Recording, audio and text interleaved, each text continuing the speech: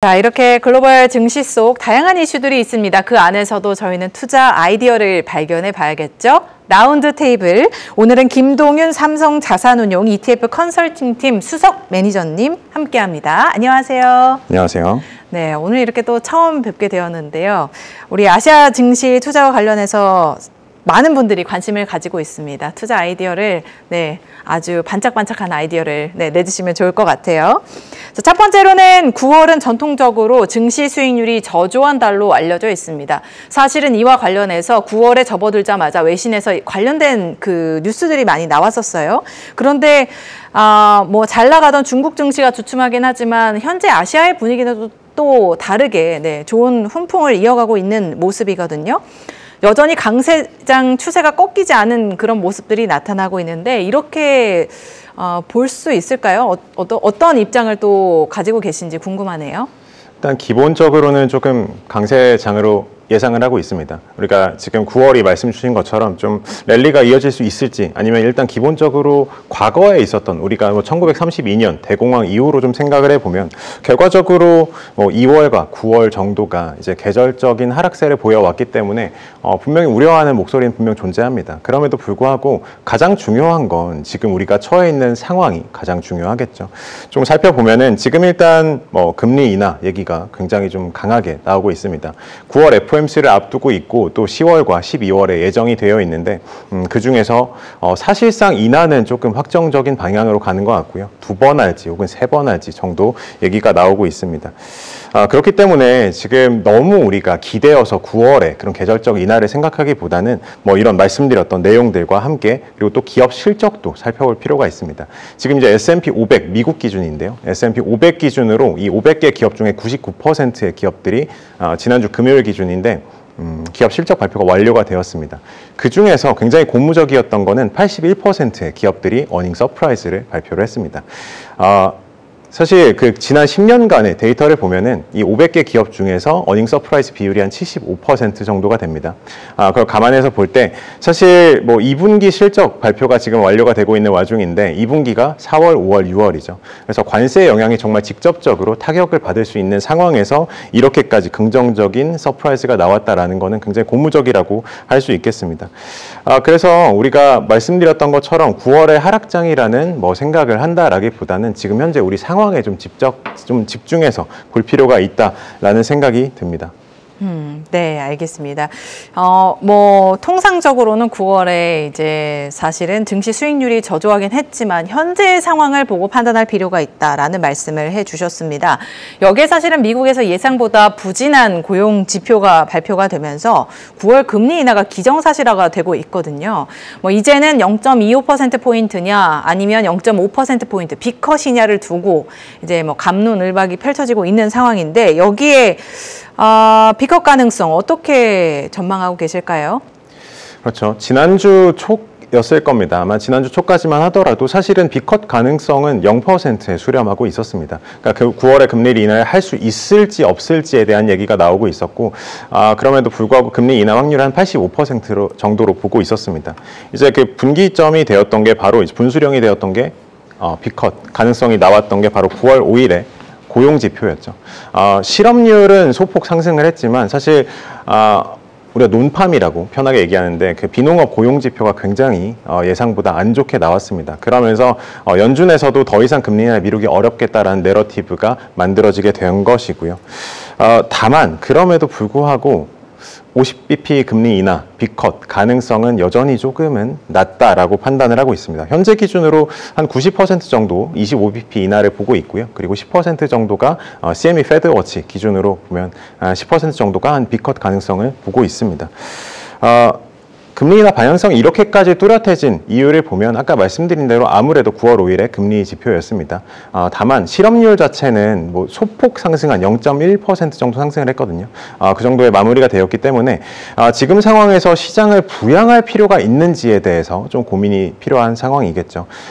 그리고 또 추가적으로 만약에 여기에서 50bp를 인하한다, 빅컷을 단행한다라고 하면 오히려 시장에 조금 금리 인하가 이렇게까지 급하게 필요한가? 혹은 소방수가 필요한 상황인가라는 부정적인 인식까지 줄 수 있기 때문에 지금 현재 상황에서 사실상 50bp 인하보다는 이번에 25bp 인하 뭐 많게는 10월, 12월 25bp씩 해서 총 75bp 혹은 뭐 12월에 한 번 더 해서 50bp 인하 정도로 그렇게 전망을 하고 있습니다.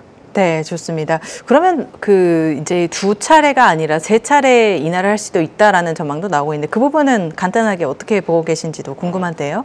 3차례 인하도 분명히 가능은 하겠죠. 다만 우리가 집중해서 봐야 되는 것들은 이번에 뭐 실적도 굉장히 잘 나왔고 그리고 뭐 PPI도 나왔지만 CPI도 곧 나올 거고요.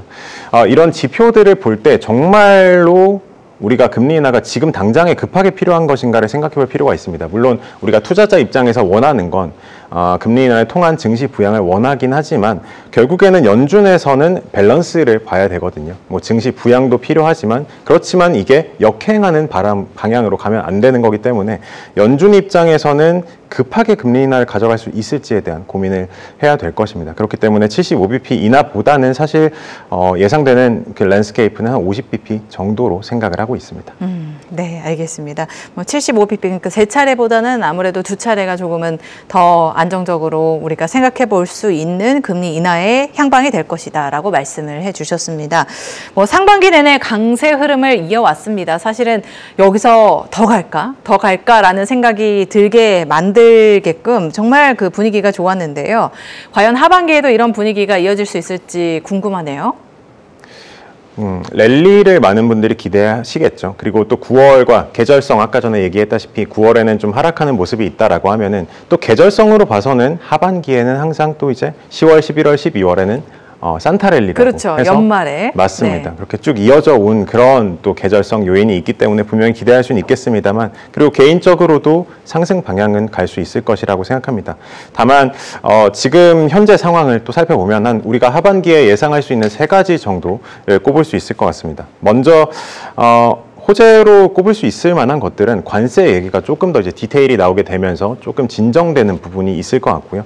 두 번째로는 이제 3분기 실적 발표, 하반기에 있겠지만 그 3분기 실적 발표가 또 어느 정도로 나올 수 있을지 그리고 2분기에 좋았던 그 실적 랠리를 쭉 이어갈 수 있을지에 또 고민을 필요할 것 같고요. 그리고 세 번째로 금리 인하. 방금 전에 얘기 드렸던 그 금리 인하가 어느 정도로 나타날 수 있을지가 고민일 것 같습니다. 다만 여기서 이제 불확실성이 존재하게 되는데 상존하는 부분이 뭐냐면 S&P 500, 나스닥 100 기준으로 지금 분명한 건 밸류에이션이 높긴 높습니다. 우리가 3년 평균으로 보면은 S&P 500이 12개월 선행 PR이 19.7배 정도가 나옵니다. 지금 현재가 22.3배 정도가 나오고 있습니다.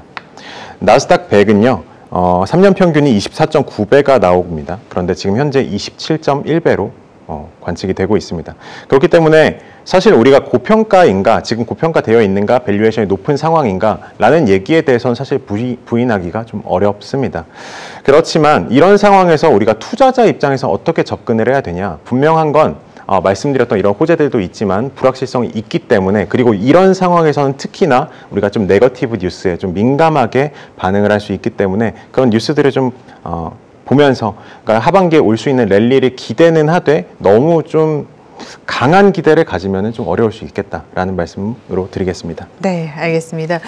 사실 최근 들어서 글로벌 정세가 굉장히 불확실성을 안고 있는 상황이기 때문에 그와 관련해서도 저희가 지켜보면서 하반기에 대한 어느 정도의 기대감을 가져가 보는 게 좋겠다라고 말씀을 해주셨네요. 하반기 랠리라고 하기에는 그렇다면 조금 부담이 될 수도 있으니 하반기에 어느 정도의 상승을 이끌어줄 수 있는 ETF 추천해 주실 수 있을까요? 사실은 어떤 종목에 투자를 하느냐도 굉장히 중요한 포인트인 것 같거든요. 그래서 하반기에도 이러한 여러 가지 리스크를 안고도 계속해서 상승세를 보여줄 ETF 소개해 주시죠. 사실 투자자 입장에서 봐야 하는 건 항상 똑같습니다. 실적입니다. 결국 주가는 실적의 함수이기 때문에 우리가 주가를 봐야 하는데 긍정적인 호재가 이미 이제 2분기 실적이 완료가 되었죠. 그럼 그 데이터를 보고 우리가 투자에 적용할 필요가 있습니다. 사실 엔비디아 실적을 많은 분들이 기대하셨을 겁니다. 근데 기대보다는 조금 못 미치는 발표가 나왔었죠. 그런데 바로 며칠 전입니다. 오라클 실적이 또 굉장히 호재로 나오게 되었습니다. 어제 급등하는 흐름이 나타났죠. 맞습니다. 네. 30% 이렇게 넘게 상승을 했기 때문에 사실 오라클의 실적을 좀 뜯어보면은 이렇게까지 좋을 수 있나 정도로 얘기를 할 만한데요. 사실 클라우드 실적은 너무나도 잘 나왔고요. 그리고 또 RPO, 수주잔고라고 하죠. 수주잔고 자체도 클라우드 실적 잔고가 이렇게까지 잘 나오면은 결국에는 이 클라우드가 좋다라는 거는 데이터 센터로 이어질 수가 있고요. 또 데이터 센터가 굴러가려면 결국엔 또 전력이 필요하기 때문에, 그리고 지금 오라클 실적 발표에서 조금 더 디테일하게 들어가서 호재로 보여졌던 부분들이 바로 아마도 지금 기업 이름은 정확하게 발표는 안 됐지만 오픈AI라고 여겨지는 그 기업과의 수주 네, 내용입니다. 맞습니다. 살펴보면 4.5기가와트 데이터 센터 계약이라는 건데 그만큼 필요한 또 전력이 있을 겁니다. 그렇기 때문에 전력에 대한 ETF를 살펴보시길 바라겠고요. 코덱스 미국 AI 핵심 전력 인프라 ETF라고 있습니다. 보면은 왜 전력이 필요한가를 살펴보면 결국에는 지금 우리가 AI라는 산업에 있어서 굉장히 초입 단계에 있습니다. 그렇다라는 거는 뭐 우리가 항상 얘기하는 그 옥석 가리기도 진행이 될 수가 있고요. 젠슨 왕 엔비디아 CEO도 얘기를 했지만 이 AI의 상승 방향을 살펴보면 지금 현재 생성형 AI를 넘어서 에이전틱 AI로 넘어갈 것이고 또 이 다음 단계가 피지컬 AI가 될 것이라고 합니다. 이렇게 상승 방향에 있어서 사실 방향성이 무궁무진하게 나타날 거예요. 그 무궁무진한 방향 속에서 결국에 필요한 것이 무엇인가를 살펴보면 결국엔 전력이라는 거죠. 그러니까 전력은 어떤 방향으로 가든지 간에 결국에는 필요할 수밖에 없다라는 거기 때문에 뭐 GE 버노바와 같은 이런 뭐 풍력이 아니라 죄송합니다. GE 버노바와 같은 이런 뭐 가스 터빈을 만드는 기업이라던가 아니면 지금 뭐 컨스텔레이션 에너지, 방금 말씀드렸던 오라클 같은 기업에서 이미 전력이 많이 필요하다라는 얘기가 나오고 있기 때문에 뭐 컨스텔레이션 에너지, 비스트라 에너지 이런 기업들도 호재가 될 수 있겠습니다. 네, 그래서 이런 전력에 투자하는 ETF도 좀 함께 패키지로 살펴보실 필요가 있겠다라는 말씀 드리겠습니다. 네, 그래서 이제 주목하고 계신 상품이 바로 미국 AI 전력 핵심 인프라 ETF네요. 네, 맞습니다. 그 안에 그러면 말씀해 주신 기업들이 담겨 있는 건가요?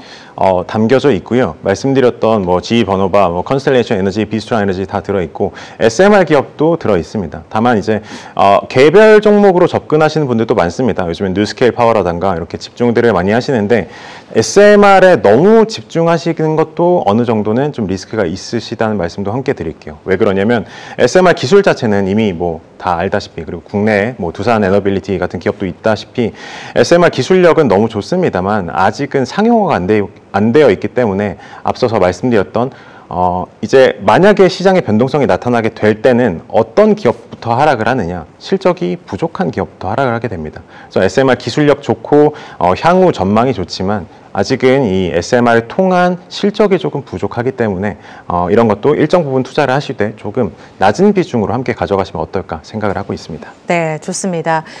AI 전력 핵심 인프라 ETF 소개를 해주셨고요. 제가 앞서서도 한번 이 원전과 관련해서 앞으로 데이터 센터의 수요가 증가하면서 SMR의 수요도 증가할 것이다라는 내용들을 전해드렸었는데, 네, 그런 측면에서 한번 관심 가져보시면 좋을 것 같습니다. 최근에 로봇 업종도 상승률이 굉장히 좋습니다. 관련해서 뭐 미국 또는 뭐 중국에서 우리가 투자할 수 있는 방법이 있을까요?